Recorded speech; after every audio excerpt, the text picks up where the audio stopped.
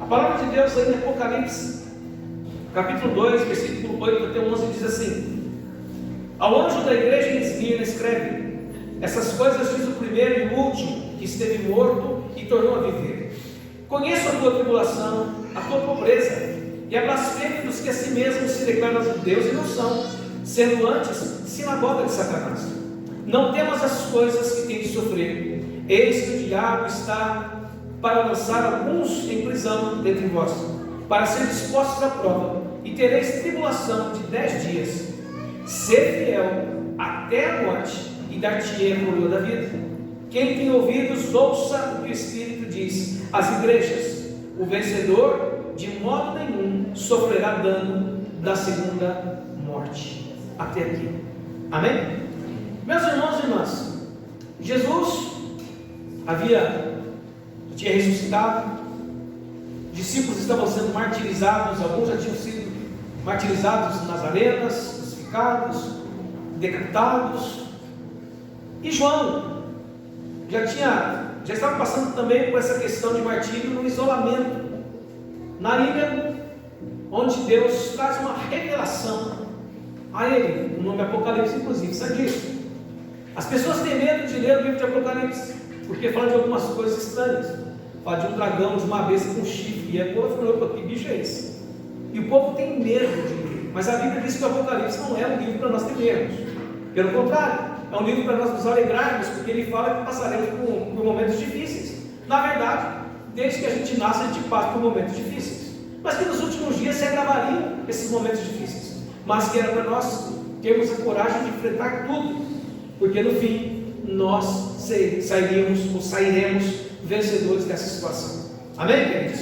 O livro de Apocalipse não é para outra coisa, não ser para nos trazer força e expectativa de um futuro, de que Deus vai estar cuidando de nós e vai nos tornar vencedores sobre todas essas coisas, inclusive sobre a morte, que é o último inimigo a ser vencido. Apocalipse é um livro que nos encoraja, ele precisa ser lido com uma visão de encorajamento e não de medo. Pelo contrário, é necessário ler. Ele mesmo testifica dizendo: abre essas profecias para que aqueles que não conhecem leiam. É importante que a gente leia e conheça. Foi dada a ordem para que João escrevesse carta a 7 igrejas da Ásia, que são elas Éfeso, Esmirna, Pérgamo, Tiatira, Sardes, Filadélfia e Laodiceia. Provavelmente a igreja de Laodiceia é mais próxima de nós hoje, a que está mais com a nossa carinha em muitos momentos, mas há sim traços das outras igrejas, irmãos. E dessas 7 igrejas, apenas 2 igrejas não foram criticadas, ou Deus não encontrou um ponto para ser mais incisivo na correção em relação a elas, que é a igreja de Filadélfia, que eu falei sobre ela quinta-feira, e essa igreja de Esmirna. A igreja de Esmirna era uma igreja fiel, era uma igreja que amava a Deus acima da sua própria vida, e era uma igreja fiel num tempo difícil de ser fiel, porque a cidade de Esmirna era uma cidade que tinha um comércio muito forte, era uma cidade culturalmente importante, tinha um templo que foi construído para o imperador Tibério, alguns anos antes, e agora, nesse tempo, Domiciano estava por ali, outro imperador, e esse homem tinha um problema, ele se sentia meio Deus, e ele gostava que se acendessem para ele incensos e se fizessem orações, e uma vez por ano todo mundo tinha que fazer isso. Já imaginou? Era uma cidade que tinha um comércio forte. Cidade que tem comércio forte normalmente vive imoralidades, prostituição, corrupção. Era uma cidade dada à idolatria, adorava um imperador que não era Deus, mas se achava Deus. Não achavam nada demais acender incenso para aquele imperador e se curvar diante dele dizendo salve, ou fazer algum tipo de oração para ele, ou declarar que ele era o Senhor deles. E nesse contexto surge uma igreja, e provavelmente Paulo é quem planta essa igreja, e essa igreja, no meio desse ambiente hostil, difícil de viver, permanece fiel a Deus. É uma igreja que o próprio Jesus testifica de quem ele é, de como ela é. Diz assim, essas coisas diz o primeiro e o último, esteve morto e tornou a viver. conheço a tua tribulação. Eu estava dizendo quinta-feira aqui, irmãos, que Deus nos conhece. Amém? Quem é a igreja mesmo? Nós quem? Eu. Esse eu é muito importante. Eu sou a igreja. E quando Deus diz assim, eu conheço essa igreja, eu conheço vocês todos que fazem parte desse corpo. Eu conheço cada um de vocês, eu sei o que vocês fazem. Eu conheço a vida de vocês. Como eu digo aqui, o deitado, o levantado, o pensado, o falar, eu sei tudo sobre vocês. Não tem nada escondido diante dos meus olhos em relação a vocês, porque os olhos de Deus estão em toda parte, Ele é onipresente. Ele está junto conosco o tempo todo. E a promessa é que Ele estaria mesmo, todos os dias conosco, de modo que Ele nos vê. Eu gosto muito daquela passagem quando a Agar está fugindo, e ela fala que a partir daquele momento, aquele lugar chamaria Ir-Lahai, que significa o Deus que me vê. Deus nos vê, Ele nos conhece, Ele ouve as nossas orações, Ele ouve as nossas palavras. Deus conhecia aquela igreja com tanta profundidade que Ele diz o seguinte: eu conheço as tuas tribulações. Não está falando de uma igreja que vive tranquila, pelo contrário, é uma igreja que vive atribulada, deve ter muitas ameaças, muitas coisas sendo ingeridas contra ela. E amados, eu digo uma coisa muito importante para nós que andamos sossegados, tranquilos e acomodados, sem nenhum tipo de problema. Cuidado, porque você está com um problema e não sabe. Porque quando nós estamos vivendo uma vida tranquila, sem incomodar ninguém, quando as pessoas passam por nós e elas não se incomodam com o nosso cristianismo e com a nossa fé, é porque nós não estamos vivendo essa fé.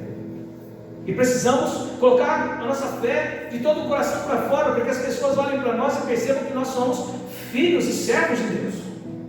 Aquele povo incomodado, acho que só de passar, talvez pelo jeito de andar, pelo jeito de falar, e eles já eram ameaçados. E eu pergunto a você, como é que pode ter uma igreja fiel num lugar desse? Uma igreja que enfrentava tribulações, quando nós não incomodamos ninguém, quando tudo está muito bom, quando o inimigo não se levanta contra a gente, é porque estamos tranquilos demais. E quer saber, Ele vai te deixar cada vez mais tranquilo, porque Ele não se preocupa com nada que é inofensivo a Ele. Como é que a gente faz para mudar essa história, pastor? Nós nos levantamos, nos colocamos em pé em nome de Jesus e declaramos a quem nós pertencemos. E se pertencemos a Ele, precisamos viver como Ele viveu. Se somos dele, precisamos honrá-lo e ser semelhantes a Ele, porque esse é o propósito de Deus, de ter filhos que são semelhantes a Jesus. O discurso lindo que Jesus fazia, as histórias que Ele contava, o jeito dele falar, incomodava os seus oponentes. Eles não aguentavam ouvir o que Ele dizia. Imagina o jeito dele viver. Amados, não tem nada a ver com ser rico, ser pobre, ser negro, ser branco, ser roxo, ser azul. Tem a ver com conduta, com fé e com entrega do nosso coração a esse Deus que nos ama e que se entregou na cruz por mim e por você, para que nós fôssemos 100% dele. Tivemos hoje de manhã a consagração aqui da liderança e alguns irmãos vieram. Você também está convidado. Hoje, esse mês foi no segundo domingo, porque o primeiro foi ano novo, né? Mas todo primeiro domingo, às 8 da manhã, nós estamos aqui orando e consagrando a igreja do Senhor, inclusive a sua vida que não veio, a sua família, a nossa cidade. Estamos fazendo isso, nos colocando diante de Deus. Mas aquele que recebe o Senhor precisa se consagrar. Essa igreja vivia tribulações. Tribulação significa, gente, é luta para valer. Vivíamos sobre lutas, sobre ataques, mas ela permanecia fiel. A segunda coisa que Jesus fala sobre ela é: conheça a tua tribulação e a tua. O que está escrito na sua Bíblia aí? Tua tribulação é tua? Fala, gente. Pobreza. Igreja forte tem que ser uma igreja suntuosa. Eu conheço um lugar. Vai dar problema se eu falar aqui, não poder falar também, né? Mas tem um lugar que gente, tem relíquias, tem ouro, tem tanta coisa que dá para matar a fome do mundo inteiro. Você sabe desse lugar, né? Conhece, né? Já ouviu falar pelo menos. Mas você tem uma situação de um homem, inclusive de um frei, que dizia assim que a igreja antiga, ou que a igreja do tempo dele, já era antiga para nós, do tempo dele. Era a igreja que tinha o ouro, que tinha a prata, que tinha toda a riqueza, mas que tinha perdido a autoridade de dizer ao coxo: levanta e anda. O nosso problema muitas vezes é que nós não estamos mais buscando levanta e anda, o poder de Deus sobre a nossa vida. Queridos, nós precisamos nos ligar mais e entregar mais a nossa vida para Deus e andarmos mais perto dele, para que Ele nos dê essa autoridade, para que a gente não saia simplesmente dos milagres, essa não é a questão, mas para que a gente se torne pessoas de referência, luz que ilumina as trevas desse mundo que nós vivemos, luz que ilumina o caminho para aqueles que estão perdidos, que a gente viva como sal da terra, conservando as coisas boas, as coisas que a palavra de Deus diz que são verdadeiras, que são fiéis, que são certas, para que a gente viva. Essa igreja viveu sob a tribulação e sob a sua pobreza. Provavelmente não era uma igreja muito forte economicamente falando, mas que a gente costuma dizer, tinha tudo. Tinha tudo. Há um corinho antigo que a gente cantava e dizia assim: quem tem Jesus? Quem lembra aí? Quem é do tempo aí? Vamos entregando a idade. Quem tem Jesus tem tudo. Quem não tem, não tem nada. Essa igreja tinha Jesus. Ele conhecia essa igreja. E essa igreja conhecia ele também. Não era um lado só que pendia. A aliança feita entre os dois era honrada. A parte de Deus era honrada, a parte desses cristãos era honrada. E isso fazia dessa igreja uma igreja que Jesus admirou, a ponto de não chamar a atenção dela, mas de dizer assim: eu conheço a tua tribulação e eu conheço também a tua pobreza. Viver na pobreza não é fácil. Eu já vivi meus dias de pobreza. Eu continuo pobre, mas de pobreza, já vivi isso. E tudo que a gente sonha muitas vezes é ter um tênis novo, uma camiseta nova, coisa assim, para a gente poder sair às vezes. Muita gente que já viveu isso, eu sei. E não é verdade o que eu estou falando?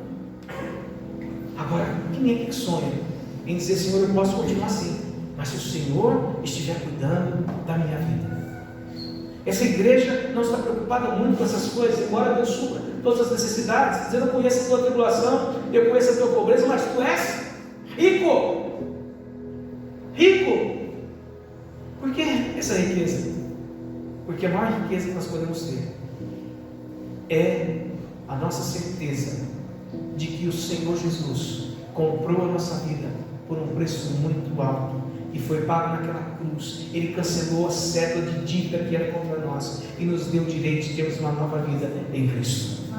O mais importante, mais simples para nós é isso. E essa igreja disse que ela tinha isso.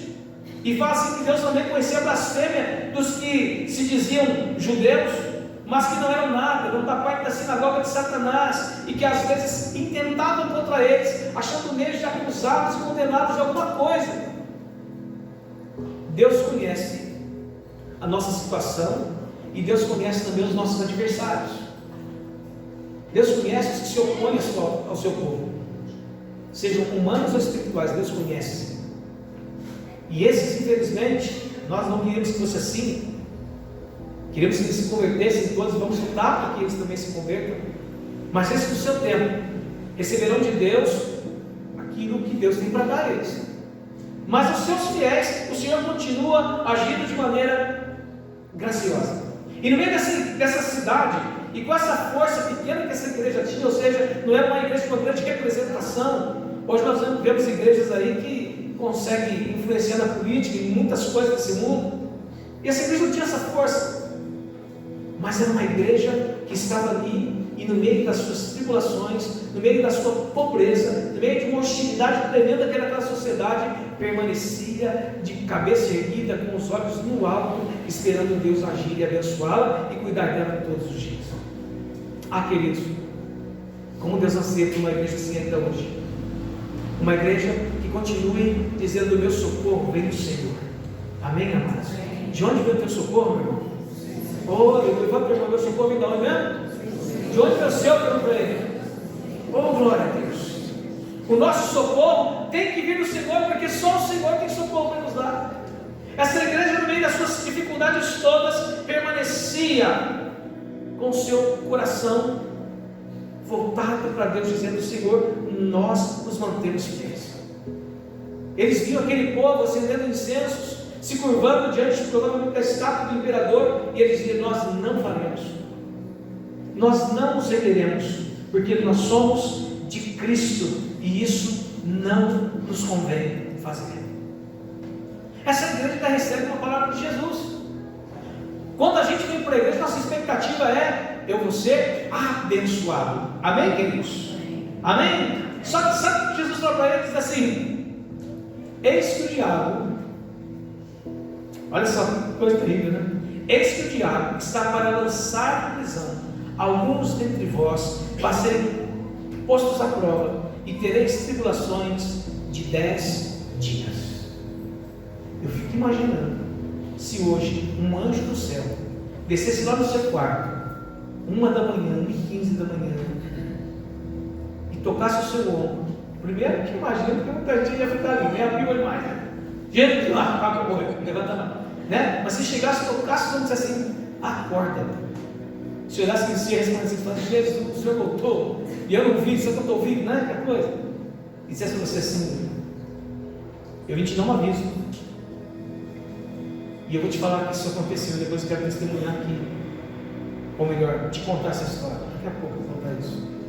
Eu quero te contar que você vai ser lançado em prisão hoje, amanhã de manhã, simples hora, e quem está fazendo isso é o diabo.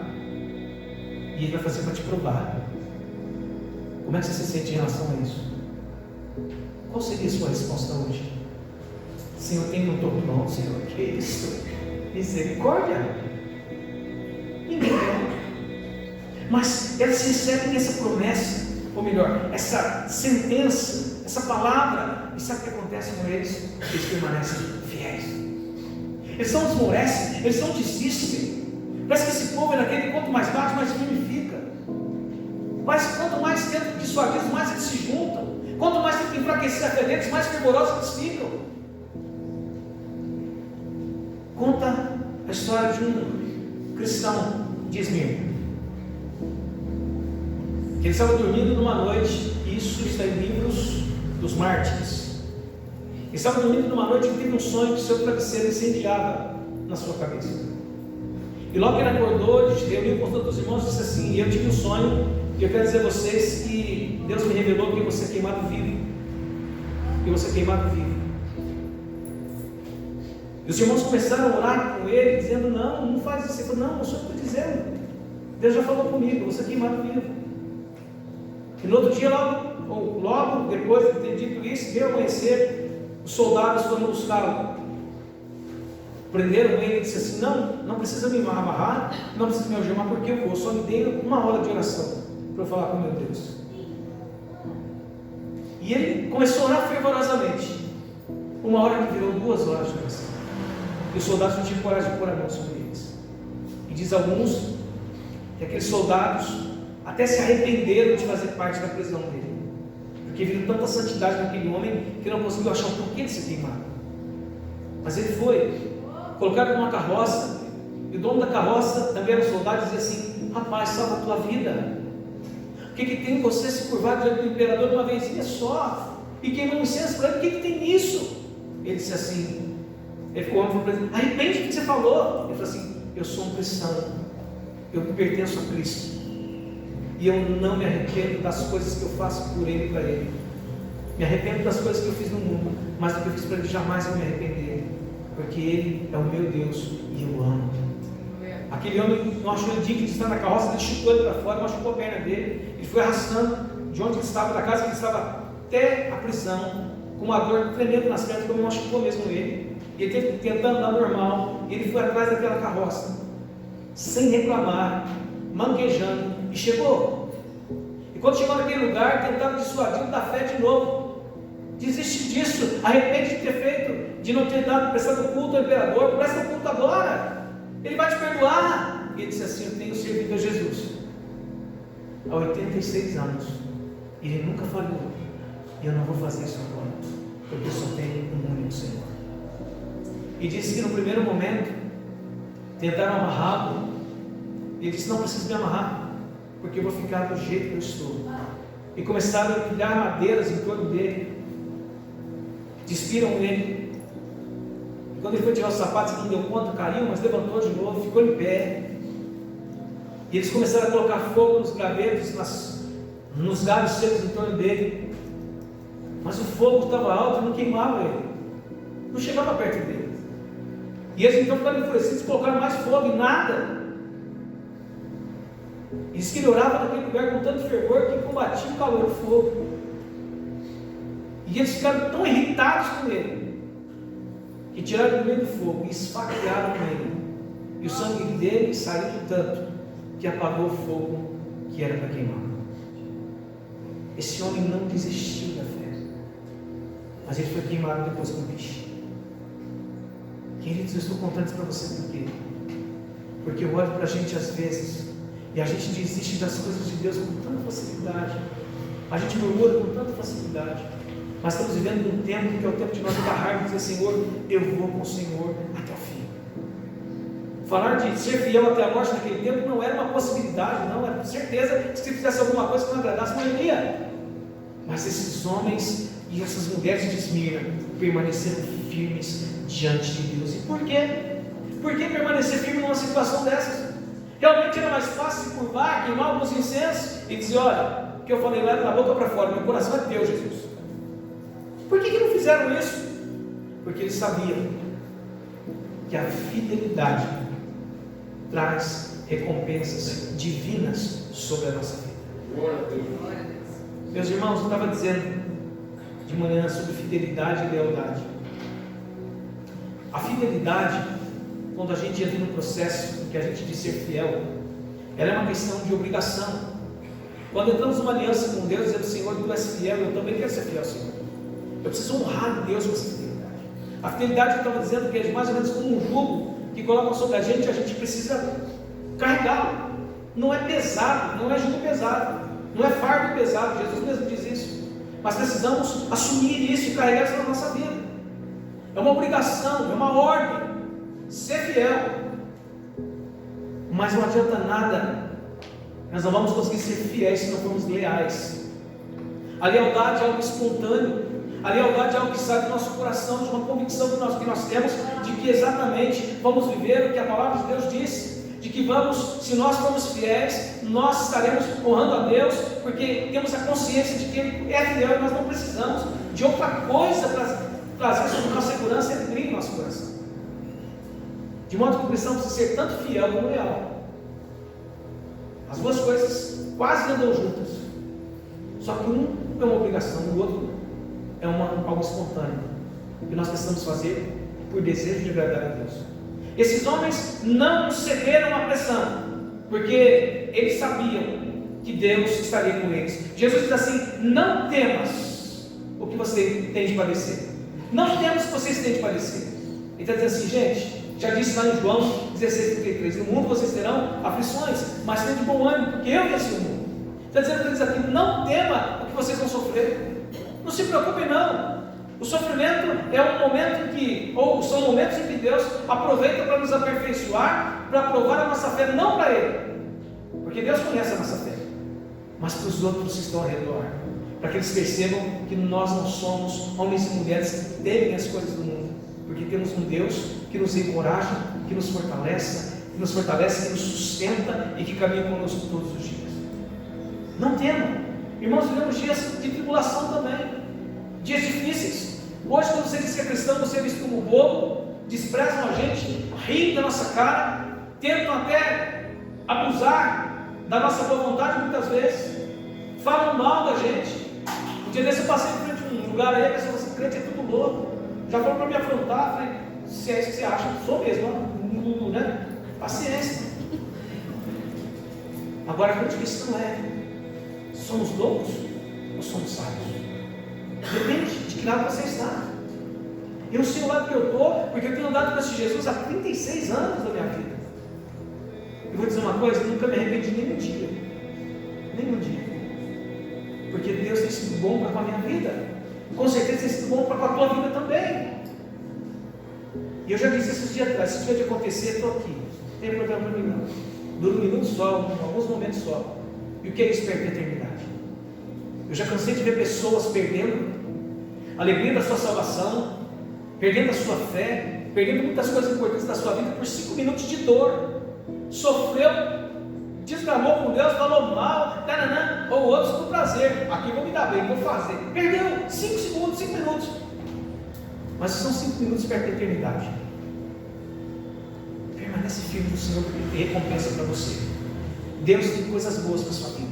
E Ele vai mostrar isso aqui para nós quando Ele fala com essa igreja em nome de Jesus. Então, assim, você está prestes a ser lançado na prisão, mas se você for fiel, até quando? A morte. A morte para aquele povo, como eu disse todos os dias, era uma possibilidade. Eu vou dar a você a coroa da vida.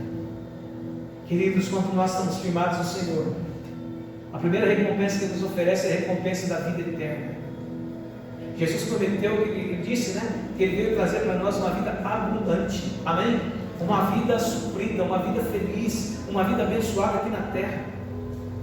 E depois Ele promete para nós uma vida eterna, uma vida que não tem fim, onde desfrutaremos de tudo que é melhor, que está preparado no céu para os filhos de Deus.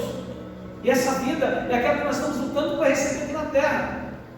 É para isso que somos fiéis, para isso que estamos firmados em Deus, para isso que oramos, para isso que cantamos, para isso que ouvimos, passou para tanta cabeça da gente, para que Deus nos faça cada vez mais fiéis, para que quando chegar o tempo, nós possamos receber a nossa coroa. Um comentário diz assim, que Policarpo recebeu como pagamento da sua fé a morte, mas Deus o concedeu o prêmio da vida eterna. Sabe o que é isso? É dizer para nós, irmãos, firmem os seus pensamentos, firmem a fé de vocês. Eu sei que o tempo de hoje ele é complicado, ele tenta nos tirar da presença de Deus, tanto pela violência como pelos prazeres, tanto pelo medo como pelo hedonismo, o desejo de ter prazer em todo momento. Mas se nós permanecermos fiéis, Deus tem coisas maiores e melhores. Deus tem um tempo, ou seja, Deus tem a eternidade preparada para nós vivermos com Ele todos os dias, até que a gente se torne plenamente parecido com Ele na glória. Queridos e queridas, a vida eterna que Deus tem preparado para nós, ela é verdadeira. É por isso que talvez Policarpo não tenha negado Jesus de jeito nenhum. O que adianta viver na terra? Já tinha 86 anos. Quanto tempo mais ele viveria? 5, 10? Já estava no tempo da canseira? Ele ia negar agora? Jamais. Disse: eu sei que não fica bem um servo de Deus negar o bem para viver ou para exaltar o mal. No nome de Jesus, se firme no Senhor, porque o que Deus tem para nós é importante, é eterno. E o que precisamos fazer para que a gente receba isso? Suportar as tribulações em comunhão com o Senhor. Todos nós passamos por tribulações e lutas, mas se formos fiéis, o Senhor nos honrará, o Senhor será conosco e nós venceremos isso em nome de Jesus. Precisamos ser fiéis para receber a nossa coroa. Quando se fala de coroa, é um elemento retirado da questão das Olimpíadas. As Olimpíadas existem bem antes de Cristo e ela continua até hoje. E as pessoas correm por um prêmio que perece. Hoje, metalzinho está dando um pouco mais, mas um prêmio que talvez muitos se esqueçam com o passar do tempo. Mas nós, nessa corrida cristã, estamos lutando para recebermos uma coroa inacessível, imaculada, que tem peso de eternidade sobre a nossa vida. Amado e amada, eu fico olhando aqueles lutadores greco-romanos antigos, eu nem sei se tem essa luta, acho que ainda tem, não é igual mais. Mas a gente lê sobre aquelas lutas. Era para tirar um circo com força, fazer um circo em volta, eles ficavam brigando no meio, até empurrar o outro para fora, quem ficasse dentro do circo ganhava. As tribulações têm só um propósito: ver se nós somos fortes o suficiente para permanecermos dentro do circo, dentro do campo de batalha. As tentações vêm para nos matar muitas vezes, porque o diabo vem para roubar, matar de freio. Mas as tribulações existem para nos fortalecer. É o treinamento que Deus nos dá para sermos mais fortes de tudo isso. Não desista, permaneça. Os tempos que vivemos são ameaçadores mesmo. E o que você vai mudar se afastando de Deus? Nada. Se a tua tribulação está grande, é hora de você pegar mais ainda. Porque Deus está sempre com as mãos estendidas para abençoar aqueles que são seus filhos. E a vida eterna é uma realidade para que nós possamos viver. Ter uma vida de fidelidade a Deus exige de nós estabilidade. Estabilidade. Não é aquele gráfico que a gente vive: um dia eu sou crente, um dia eu não sou, um dia eu sou, um dia eu não sou, né? Aquela vida que às vezes, muitas vezes a gente vive. É dizer assim: eu pertenço a meu Deus todos os dias da minha vida. Para mim não é o sábado dele, nem o domingo dele, todos os dias pertence a Ele. Eu me entreguei a Ele, o meu coração, minha vida, minha casa, tudo é dele. Tudo pertence a Ele. Porque um dia eu me rendi e disse: eis-me aqui, Senhor, eu sou teu, eu te pertenço, a minha vida é tua, toma a minha vida nas tuas mãos, em nome de Jesus. Precisamos também ser constantes, estáveis e constantes. Não podemos ter uma vida cheia de oração um dia porque a gente está bem, e no outro dia a gente não ora nada. Eu leio a Bíblia 3 capítulos, porque um dia eu estou fervoroso, quero conhecer a Deus, no outro eu quero esfriar, não leio nada. Eu preciso vir na igreja, um dia que eu estou alegre, feito no outro, quando a tristeza chegar, não, estou triste. Constância e estabilidade. E mais que isso, confiança. Ninguém vai conseguir alcançar a vida eterna sem a verdadeira fé no seu coração. Há coisas que são pregadas no púlpito, há coisas que a gente lê na Bíblia, que a gente não tiver fé, a gente não vai acreditar nunca. Que é isso? Você está de brincadeira, pastor. Isso aí, você está de brincadeira comigo. Mas quinta-feira estava dizendo que a igreja de Filadélfia foi elogiada por Jesus, porque ela obedecia a sua palavra. Amados, é tempo de conhecermos essa palavra, para no meio das nossas tribulações resistirmos até o fim. A palavra de Deus para nós é escudo, a palavra de Deus para nós é alimento, a palavra de Deus para nós é espada do Espírito, a palavra de Deus para nós é manual de vida, e nós como cristãos precisamos conhecê-la o máximo de profundidade que a gente puder. Para quê? Para que a gente se fortaleça, para que a gente seja preparado para as batalhas da vida, as tribulações da vida, para que ela não nos arranque do centro do círculo e a gente seja derrotado no meio da situação. Quem conhece o seu Deus é mais forte. Quem conhece o Deus que serve sabe que a luta nunca vai destruir. Pode até derrubá-lo algumas vezes, pode até feri-lo algumas vezes, mas destruí-lo jamais. Porque a Bíblia diz que o homem de Deus pode até cair, mas nunca vai ficar prostrado, porque Deus o levanta, tanto o homem quanto a mulher. Amém, queridos? Nós temos essa convicção. As recompensas que Deus promete para nós é um lugar que Jesus preparou e a vida eterna.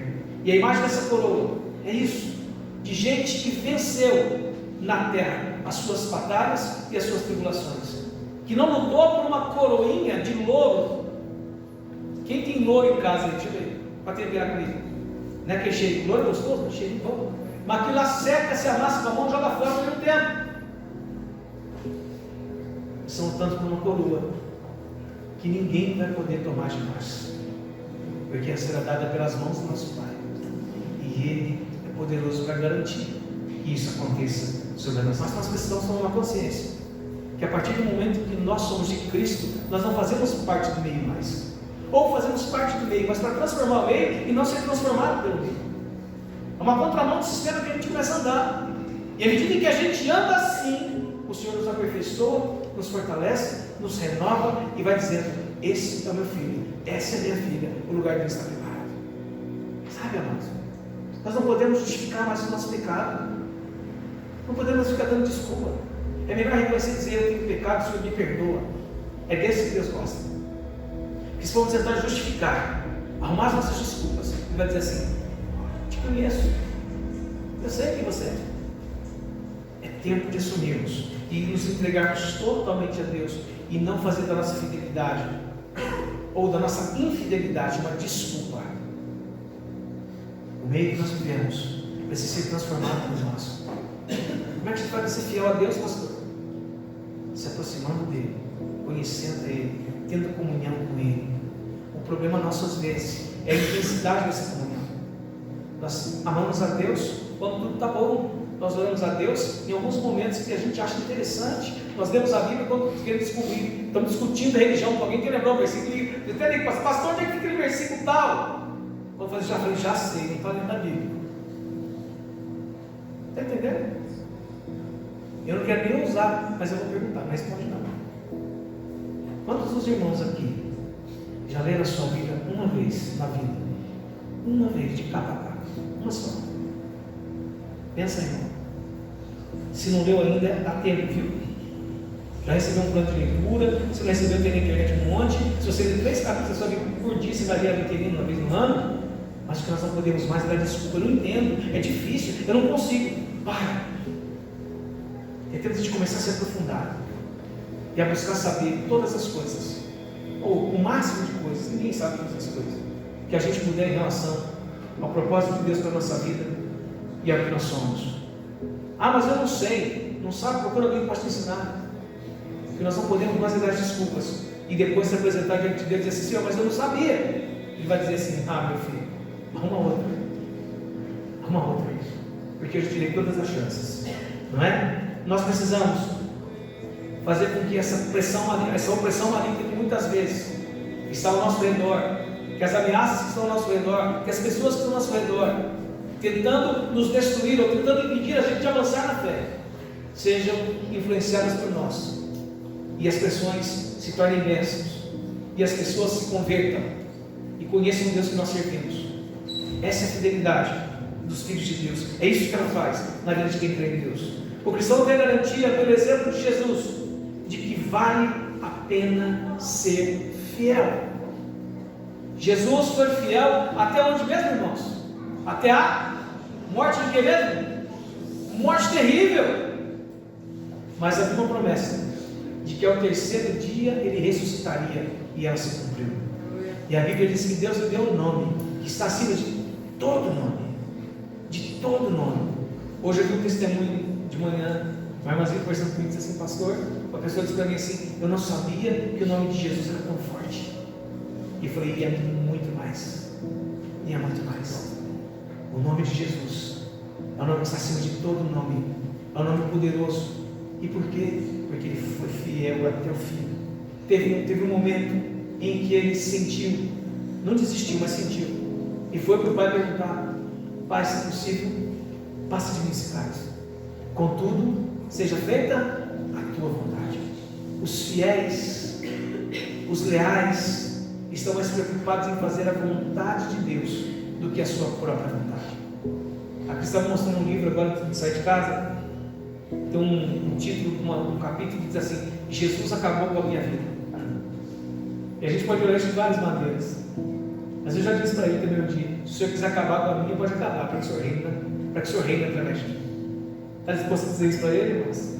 Pode acabar com a minha vida, porque a tua vida, se a tua vida subir no lugar da minha, eu estou feliz, não quero mais nada que isso. Em nome de Jesus, queria deixar para você hoje essa palavra. E fidelidade é fruto do Espírito Santo de Deus. E nós não conseguiremos ser fiéis a Deus se nós estivermos cheios do Espírito Santo. É por isso que Paulo não diz para nós: se vocês puderem, encham do Espírito Santo a vida de vocês. Se der para fazer isso, fácil, diz assim: enchei-vos. É ordem. Queridos, vamos fazer uma busca incessante nesse ano de 2023 pela presença do Espírito Santo de Deus na nossa vida, amém? Nessa igreja, amém? Sermos controlados pelo Espírito Santo, sermos direcionados pelo Espírito Santo, amém, queridos? É isso que Deus quer de nós. Quando vivermos assim, eu te garanto uma coisa: vamos ter tribulações, vamos ter lutas, mas o Senhor vai dizer para nós: não precisa temer não, não precisa temer não, a vitória de vocês está garantida, porque eu estou com vocês e eu nunca perdi. Eu sou vencedor e venço todas as batalhas, e eu guardarei vocês e eu protegerei vocês todos os dias.